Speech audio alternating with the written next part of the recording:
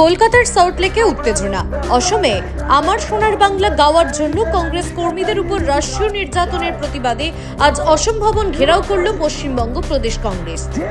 প্রদেশ কংগ্রেস সভাপতি শুভঙ্কর সরকারের নেতৃত্বে শতাধিক কর্মী সমর্থক স্লোগান তুলে বিক্ষোভে সামিল হন। তাদের দাবি, জাতীয় কবির গান গাওয়া অপরাধ নয়। বিজেপি আরএসএস প্রশাসনের বিরুদ্ধে ক্ষোভ উগরে দেন বক্তারা।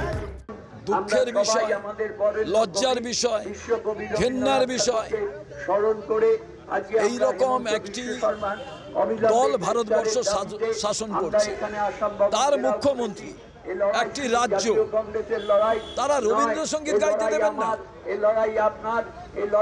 রবীন্দ্রনাথ ভারতবর্ষের কাছে, বাঙালির কাছে, ভারতবর্ষের সমস্ত মানুষের কাছে তিনি বিশ্বকবি, তিনি কোনো দলের নয়। হ্যাঁ, রবীন্দ্রনাথ কংগ্রেসের সভাপতি ছিলেন, প্রভিন্সিয়াল কংগ্রেসের সভাপতি ছিলেন, কিন্তু রবীন্দ্রনাথ তো বিশ্বকবি পেয়েছেন কিসের জন্য? বিশ্বকবি বলে তাকে সবাই সম্বোধন করতেন কিসের জন্য? এই কারণে যে রবীন্দ্রনাথ স্বাধীনতা আন্দোলনে তার লেখনী গর্জে উঠেছিল, বহু স্বাধীনতা সংগ্রামী অনুপ্রাণিত হয়েছিলেন তার থেকে। ভারতবর্ষের প্রথম প্রধানমন্ত্রী তার কাছে এসে বসে থাকতেন। ভারতবর্ষের মানুষ রবীন্দ্রনাথকে, বিশ্বের মানুষ রবীন্দ্রনাথকে শ্রদ্ধা করেন। রবীন্দ্রনাথ থেকে প্রাত্যহিক জীবনে তার বিভিন্ন জীবনধারা তৈরি করেন।